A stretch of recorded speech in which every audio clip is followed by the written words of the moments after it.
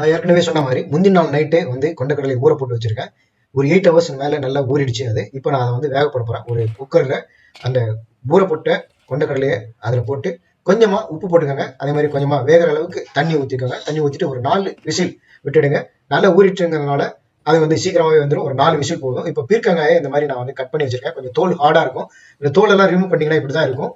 ஒரு பேன்ல வந்து நான் ஒரு பாத்திரத்துல ஒரு சொம்பு தண்ணி விட்டு ஒரு 3/4 டம்ளர், அதாவது ஒரு 100 கிராம் பாசிப்பருப்பு போட்டு நல்லா வேக வைக்கிறேன். அது பாசிப்பருப்பு வேகும் போது இந்த பீர்க்கங்காயை நான் சின்ன சின்னதாக கட் பண்ணிட்டேன். உள்ள கொஞ்சம் விதைகள்லாம் இருக்கும், அதெல்லாம் ரிமூவ் பண்ணிட்டு குட்டி குட்டியா கட் பண்ணி இந்த ஒரு 10 நிமிஷம் பாசிப்பருப்பு வெந்த பிறகு இந்த பீர்க்கங்காயை அதுல நீங்க போட்டுருங்க.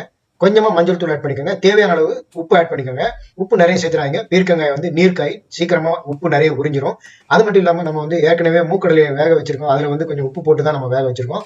அதனால அதுல உள்ள உப்பு இதுல சேரும்போது கரெக்டா இருக்கும். நிறைய உப்பு சேர்த்துறாதீங்க. இப்போ நல்லா வெந்திருக்கிற இந்த மூக்கடலையும் இதுல நான் போட்டுறேன். ஒரு 10 மினிட்ஸ் நல்ல இதை வந்து நான் கொதிக்க வைக்கிறேன். தேவையான அளவு தண்ணி ஊற்றிருங்க. ரொம்ப தண்ணி ஊற்றிடாதீங்க, அப்புறம் கூட்டு மாதிரி வராது, குழம்பாயிடும்.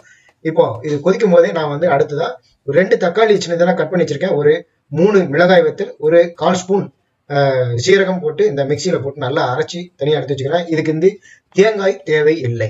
தேங்காய் இல்லாமலே இந்த கூட்டை நம்ம தயார் பண்றோம். சூப்பரா இருக்கும். இப்போ நான் நல்லா மையா அரைச்சி வச்சிருக்கிறேன். இந்த தக்காளி காரம் போட்ட மசாலாவை வந்து நான் இதுல ஆட் பண்ணிடுறேன். இப்போ வந்து இதை நல்லா ஆட் பண்ணிட்டு இதை வந்து ஒரு 3 மினிட்ஸ் கொதிக்க வைக்கிறேன். காரத்துக்கு அடுத்ததான் வந்து பாத்தீங்கன்னா காரத்துக்கு நம்ம வந்து இதை அரைச்சி ஊற்றிருக்கோம். நல்ல டேஸ்டா இருக்கும்.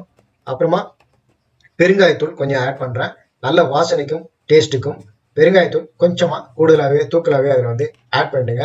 இப்போ இந்த கூட்டு வந்து ஆல்மோஸ்ட் ஃபினிஷிங் ஸ்டேஜுக்கு வந்துச்சு. இந்த பீர்க்கங்காய் கடலை கூட்டு வந்து பாத்தீங்கன்னா ரொம்ப டேஸ்ட் மட்டும் இல்லாம எல்லாருக்குமே ரொம்ப பிடிச்ச மாதிரி இருக்கும். இதை வந்து நம்ம எந்த ரைஸ்ல எடுத்துக்கலாம். சாம்பார் சாதமா இருந்தாலும் எதா இருந்தாலும் எடுத்துக்கலாம்.